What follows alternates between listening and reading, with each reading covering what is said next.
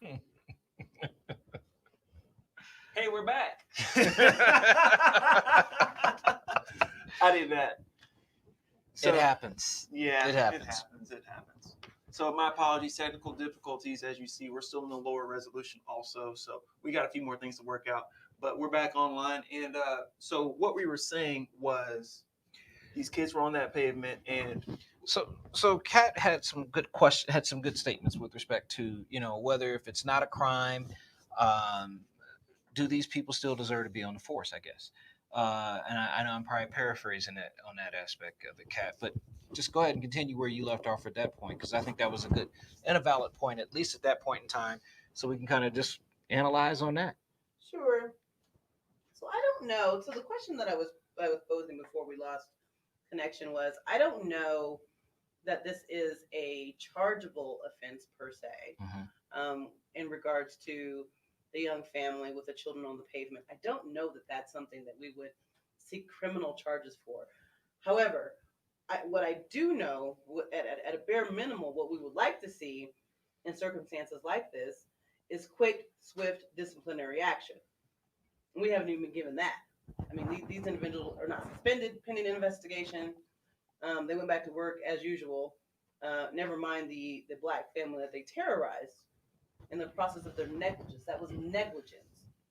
In any other job, any other field, when you have such negligence on duty, you typically don't have a job the next day. yeah, You just don't. Mm-hmm.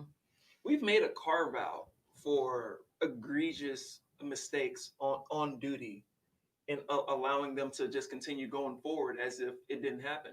And the reality of it is, not only did it happen, it's going to have long-lasting trauma. And I believe at the last NAACP meeting yesterday morning, uh, uh, Deputy Chief, man, I can't remember his name, but there was a deputy up there that was talking about that he understood the long-lasting ramifications of these sorts of actions, that they have all kinds of repercussions. If we accept that that's the case, then we know that we can't afford to keep making these mistakes. That's why I said I'm not confident that Aurora Police Department is able to do their job correctly right now. I would love to be proven wrong. Show me that you can.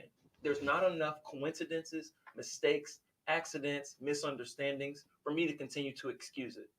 If you talk about a delivery driver that's trying to deliver pizzas, if he keeps taking the pizza to the wrong house, eventually you're like, there's something. We have to put in more systems, more redundancies to make sure that you're not, such as pulling over a SUV when you're supposed to be pulling over a motorcycle and then putting children at gunpoint. I have an idea. How about we don't point guns at children? Oh, what a novel idea. Well, it's interesting that you all say that. So, the new chief of Aurora Police Department, Chief Wilson, Vanessa Wilson, made a statement. She had a prepared statement, so she was on TV. She put a prepared statement together.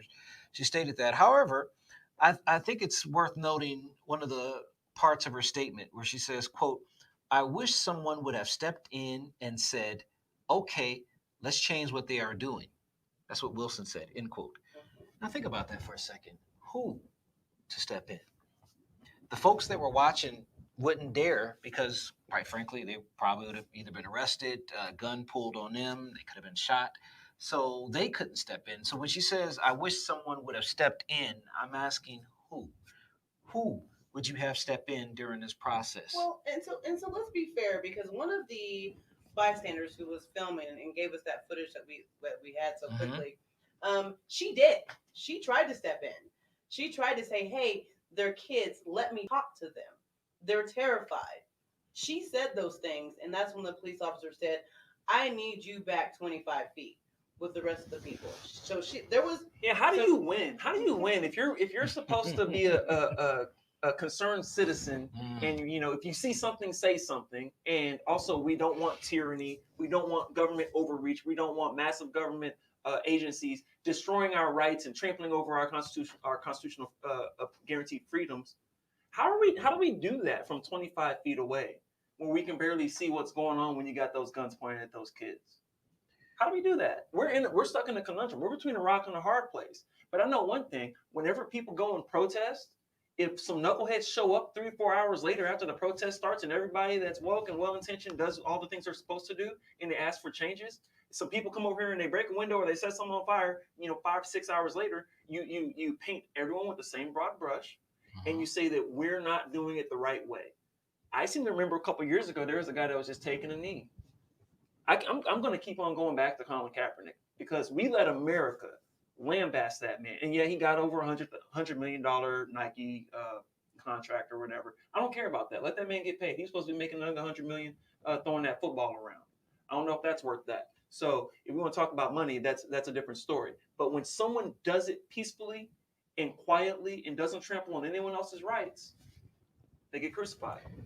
Yeah, because you can't win. You can't win. It's a no-win situation. And the hypocrisy of it is when you got actual legitimate protest and they're saying, oh, well, you're breaking and looting things. Well, look closely.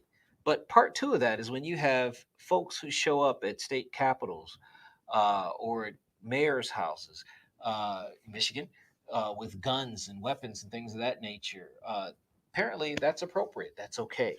You know what? I imagine what if the police, these militarized police that the conservatives love so much, what if they were to come up to the Capitol when these armed anti-mask, anti-pandemic, plandemic protesters showed up, saying we want to reopen the economy. And they have their ARs and their M16s and whatnot, and then these militarized police mowed down the crowd, and you would say, "Why did you kill all those protesters? They weren't shooting anyone."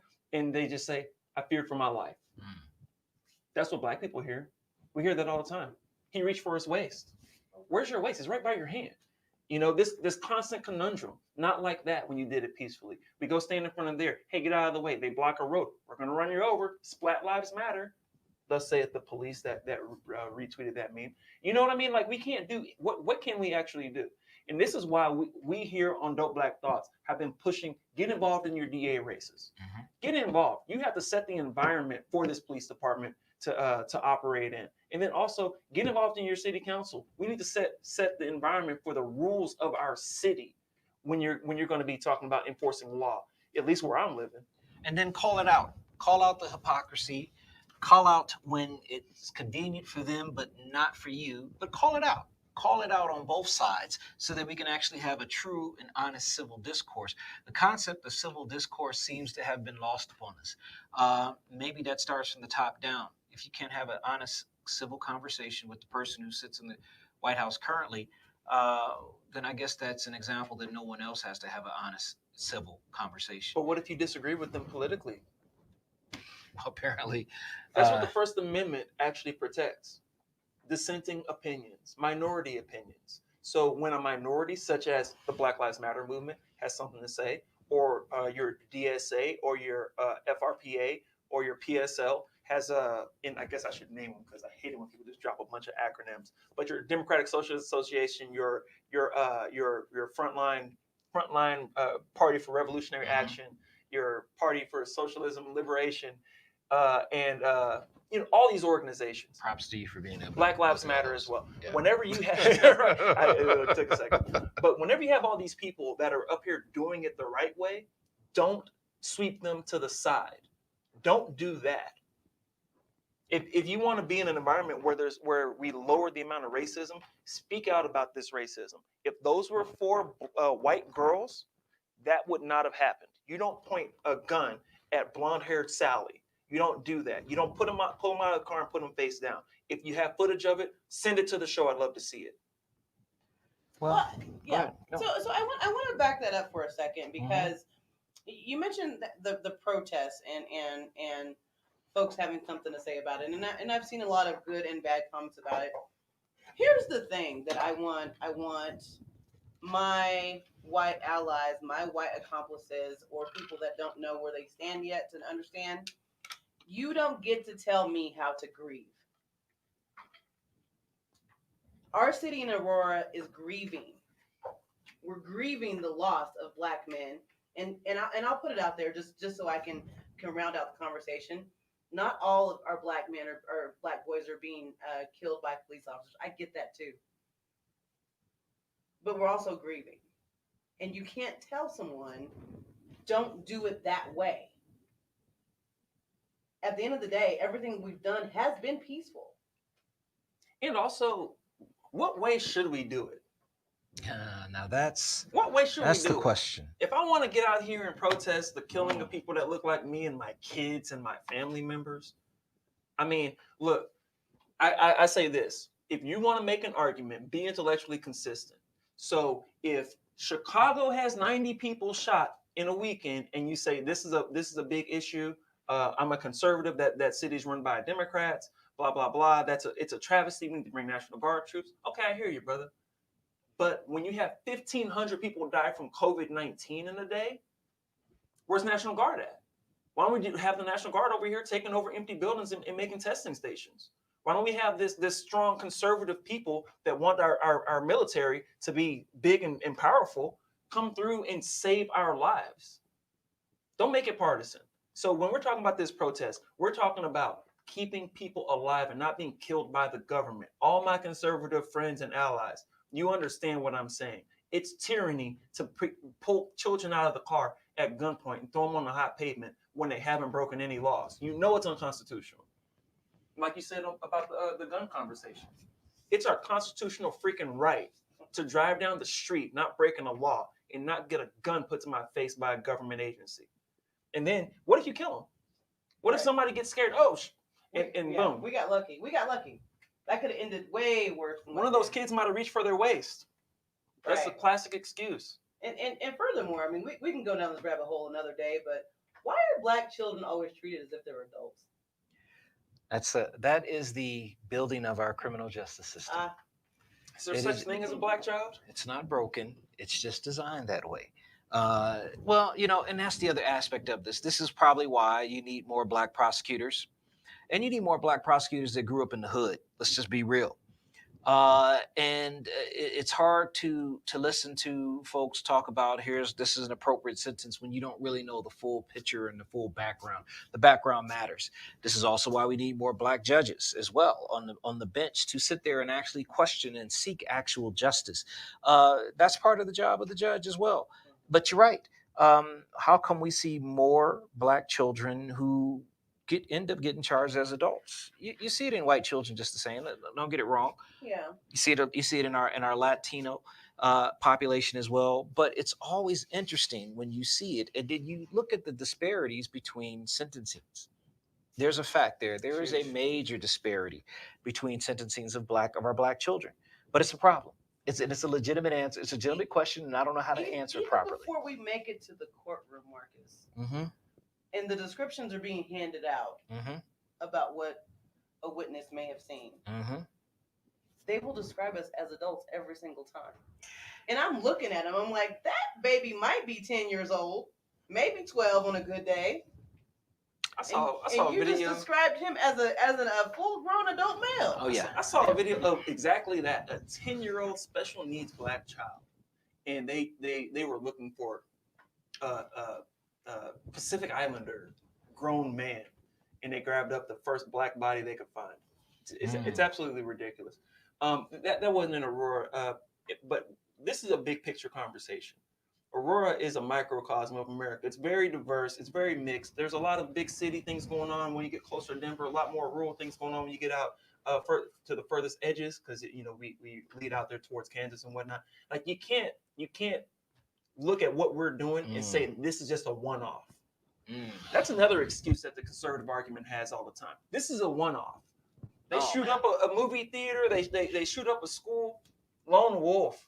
It's an army of lone wolves. Quite a few. How many lone wolves can there possibly be before it's a pack? Oh boy, but doggone it, man. Here's I'm sorry, I'm taking your steam on this. A Money, the Mac.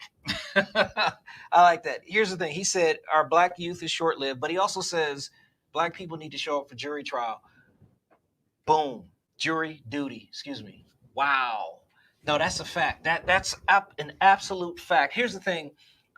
They say you're supposed to be represented by a jury of your peers. I'm headed to 2 jury trials this week. We'll see what our peers look like, and if they look like my clients. And oftentimes they don't, and that's an actual fact. A lot of the Black folks don't show up for jury duty. there's an excuse usually, and they just don't show up. They say that the system's broken, or if they are there, when you go through the questioning, they say, "Oh, well, the system's broken. You just not gonna be justice anyway." Well, part of that is because you choose to leave, or you choose to make an excuse not to be there. That's an actual fact. Our peers don't show up for jury trials. Speaking about peers not showing up, now I have something, and the source is not fully confirmed, but this was something that was sent to me on Facebook. Trump won Wisconsin by 23,000 votes. In Milwaukee, Wisconsin, 93 in Milwaukee alone, 93,000 black voters did not vote. Mm. Speaking to you, people that say, politics, I don't get into all that. You know what, Kev? That all sounds good, but man, I just work as long as my check clears. I've heard that a million times. Trump won Florida by 113,000 votes. In Miami, 379,000 blacks did not vote. That's an issue, especially in Florida. If you're a black person in Florida and you don't vote, I think your card needs to be revoked. Trump won Michigan by 11,000 votes. In Detroit alone, 277,000 blacks did not vote. There's an issue here. It looks like if we show up, we change elections. Barack Obama. Trump won Pennsylvania by 44,000 votes. These are very tight margins. Mhm. Trump was not. This was not a landslide. He actually lost the popular vote. So this electoral college BS. My personal opinion. The electoral college BS wouldn't even matter right now if my people, the people that look like me, that go through the same struggles that I go through, would just vote. He only won Pennsylvania by 44,000 votes, and 238,000 black people did not vote.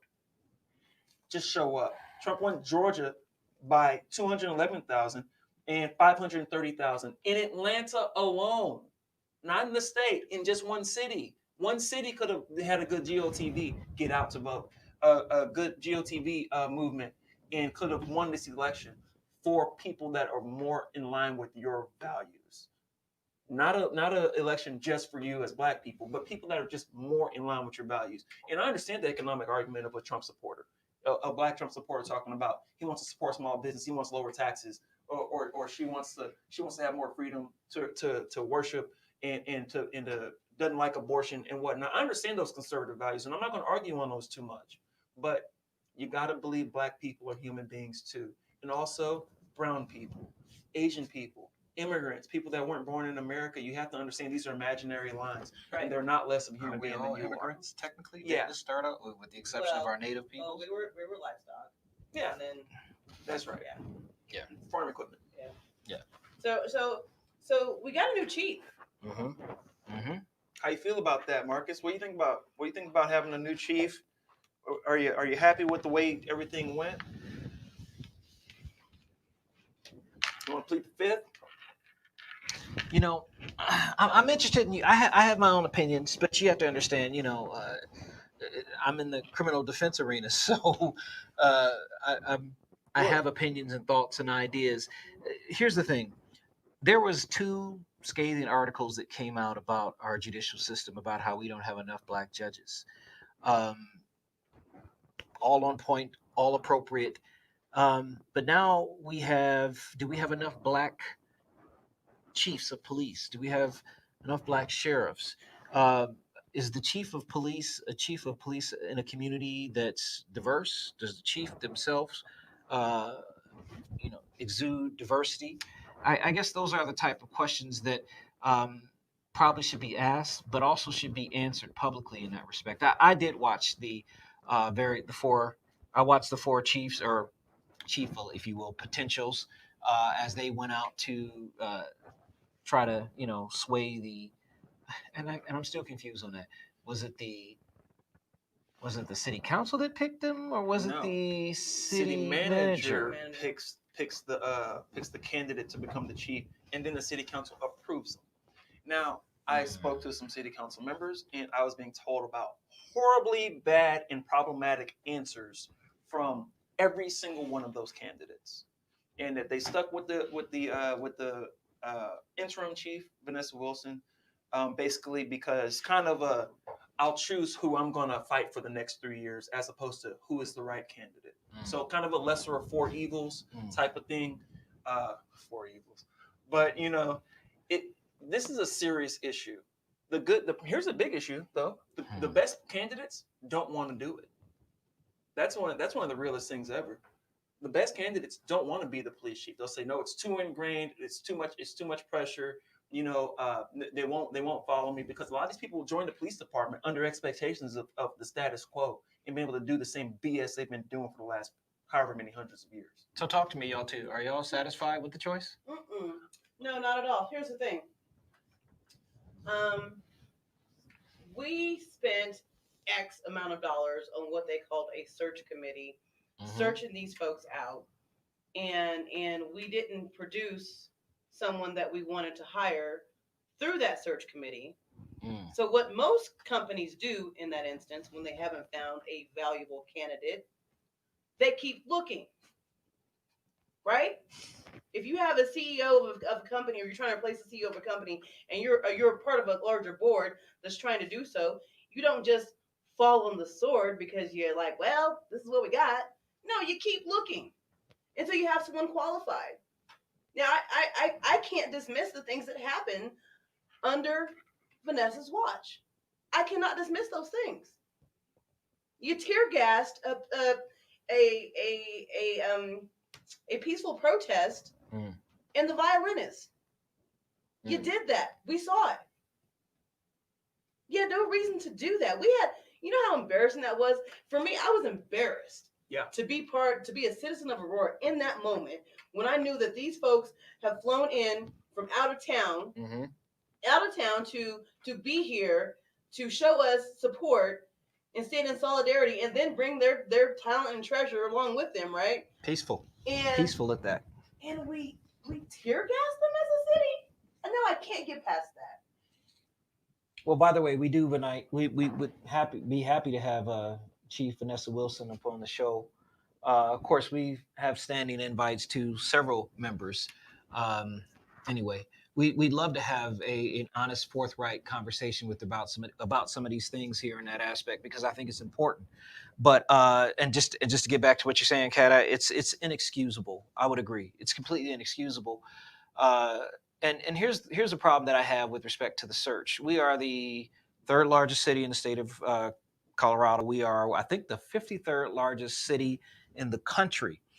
So a national search is appropriate.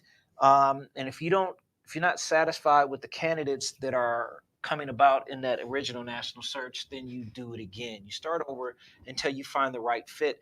But here's the thing. For me, I understand we live in a COVID society at this particular point. Those folks should have been all over the city at various individual town halls as a group. And speaking directly to the people, not just simply on TV or at City Hall. They should have been all over. They should have been going to those troubled communities and actually having actual conversations and being hit with actual questions from those folks who are sitting there, who live in those communities. To me, that's real, because then you're going to get real, authentic conversation and not some made up conversation or some pre-planned questions. I want to hear it directly, and I want you to look me in the eye and tell me what you think. Tell me what you think. Yeah, not these canned responses that don't mean anything, because tons of people know how to formulate a good sentence that make you feel good about something. But when we're talking about deaths, that's the bottom line. That's the bottom line. When people are being killed, it doesn't take. How long did it take for these officers to be off the streets? For Elijah McClain, how many months was that? Which ones? Yeah, are all of them even? There was two sets: those who participated in the actual killing and those who seemed to have made fun. And so that brings up what I was thinking about earlier when the kids were on the pavement and they were saying who someone should have came up there and stopped it. That's what Chief Wilson said. I think the person pointing the gun at the children is wrong. There should be a law that you don't point a gun at an obvious child, right? And then the other police that are witnessing it, they also should be charged for not stopping something that is this egregious. And if for some reason you can find a little way to wiggle that through the law and say, no, it's legal. If our laws do not match with our ethics and morals, we are setting up a horrible society. Yeah, I would like to add that Vanessa Wilson is now our new chief. The only black woman that we have on our city council was the only no vote. Mm. And I wanna say thank you to Angela Lawson, Friend of the show. friend of the show for sure, and thank you for standing in your values, right? Because sometimes as leaders, it's important that you make the decision with your heart and not with the status quo or Or weighing and balancing your political advantages. right. And that's the question. How long has the interim, now actual chief, how long was she in the position of interim, and what has occurred during that point of her interim stage? And if you're satisfied with that, then by all means, yes, your vote should be yes. But if you are not satisfied with that, then your vote should have most definitely been no, simply put. And the only thing I have to look at is how things are run. And at this stage, if these things are to continue the way they have been during her interim period, now through her actual position as the chief, I'm concerned that things will not change and that things will remain the same. So people talk about a systematic change. Well, I agree with you, Eric. Let's see if there's going to be a systematic change. And right now, she's had every opportunity in which to do that at this particular point in time. Her comments and her statements of "I wish somebody would have stepped in to do something," for me, don't necessarily feel genuine, just due to the fact that we all know black folks just can't step up in there and do something. Yeah. Let's just speak real. They can't. Um, so, what now? What next? I guess that's the question. I think as a community that is still in our healing process, right? We're not done with that. Mhm. And right as we're trying to figure out a way how to manage our expectations of our police department, we're given yet another reason to not trust them. Just a week ago, right before Vanessa was confirmed, she's my chief, Mm-hmm. and I want to be able to make sure that I'm able to work with whomever is in my city. It doesn't mean that I have to agree with everything they do. Correct. That's correct. Yeah, so I'm hoping for the best with Chief Wilson, and we're going to be watching closely. And here's the biggest thing: we're going to be holding you accountable, and it's not because we don't like you; it's because these things are life and death for us, and we're tired of it.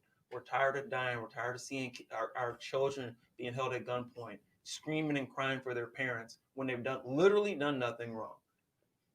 And honestly, what I think the whole accountability conversation, I said this before, but it's been equaling out to better and better excuses and apologies. Don't let this just evolve your excuses and apologies. Let this evolve your policy. I said policy, but you know what I'm trying to say.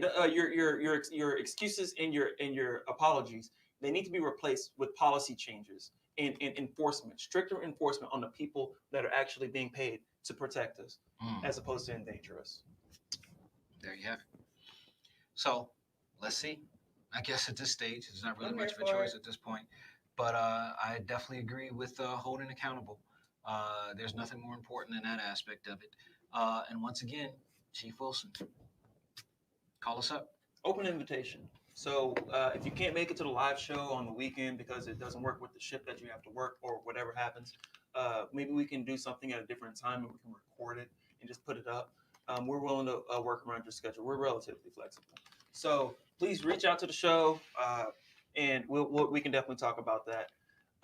So city council, we want to hold you guys accountable too. You know, we're on the school board. We're held accountable all the time. We want to hold you guys accountable too. There are other things besides the law enforcement. So we want to talk about the economic policies. How's that municipal broadband coming along?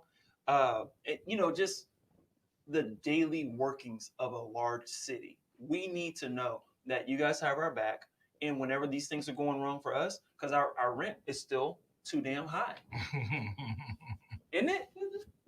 Is it $1,200-$1,300 a month For one bedroom? One bedroom?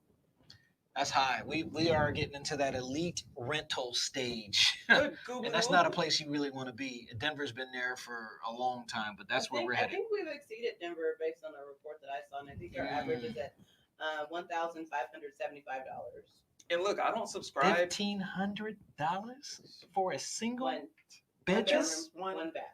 And I don't subscribe to the whole Saudi Aurora or Aurora's the hood mindset. But $1,500. I can't. I'm sorry. We're not I'm blown elite. away. I'll say this: we're not elite. We're in an elite rent, but we're not in an elite city. I want to be in an elite city to match our rent without our rent leading us there. We're not living in New York, Los Angeles. Why is our rent so high?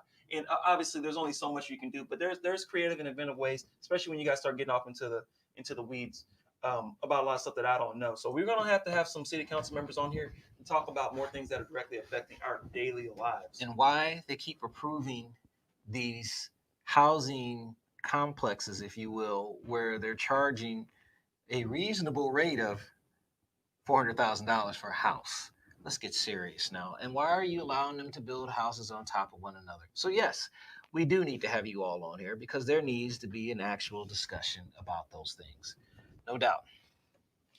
Commenter here says they pay $1,000 a month. I can't read this too far. If you can read that comment. Screen's way up there now instead of right in front of my face. Is that on Facebook? Jessica Chauvin, she says, I pay $1,000 per month for a 1-bedroom with shit plumbing, literally, right across the street from where Elijah McClain was murdered. Shite. Oh, wow. That's an injustice in the arena of an injustice. And this is economic justice, ladies and gentlemen. This is economic injustice. We have to consider that this is a majority minority city that this is going on. So this is violence against minorities. We're being put into desperate situations. And then when something happens, you have over-militarized police coming to enforce the law, that people are making desperate decisions when they break. I'm not saying everyone that commits a crime is desperate. That person that attacked Debbie Hunter Holland on the jogging trail, he wasn't just desperately, I need to beat her with a stick so I can get a couple dollars. That wasn't what was going on. But we need to reinvest some of these funds into mental health supports. We need a separate crisis management team, and we need a separate investigative force. We need to be addressing homelessness. We need to be addressing it fully and head on. We have to stop this. And this rent, we can figure something out. There's a lot of models out there. Hey man, UBI is a conversation too. So, agreed. Hey, that's a conversation. So with that, should we even be talking about next week's show? Yeah, I want to give a shout out to Amy because we've been talking a lot about criminal justice today, and Amy Patton's running for district attorney in the 18th Judicial District, and it's going to be important that we make sure we are paying attention to this election because this election could literally cost people their lives. And I'm not saying that to fearmonger. I'm saying it because it's true. And even if it's not their lives literally like they die, it can be their lives basically because they're locked behind bars for the rest of their productive life. Exactly. Also, how bad is COVID in Arapahoe County jail?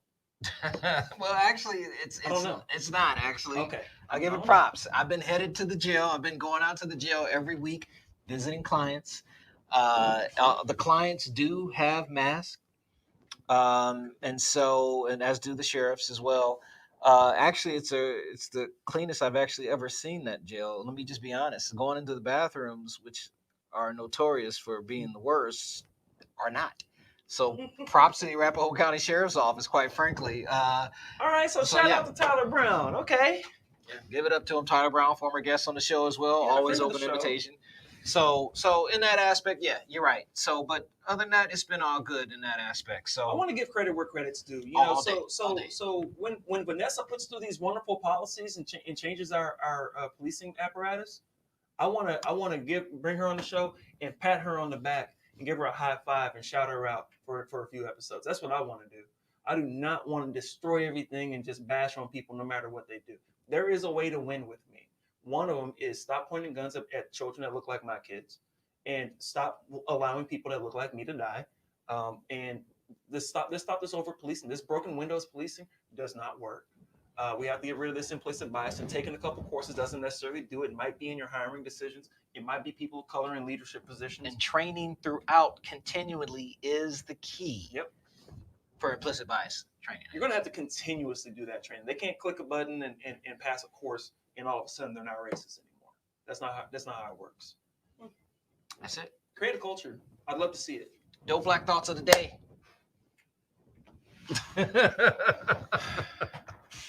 Get back in on time and get the next stream working right.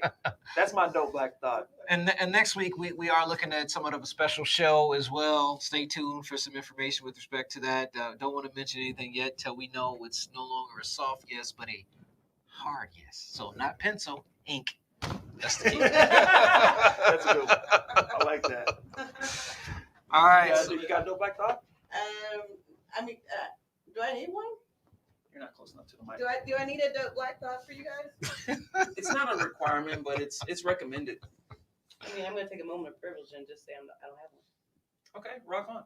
So thank you everybody for tuning in. Apologies for technical issues, and we appreciate you just sharing. Please go to our YouTube page.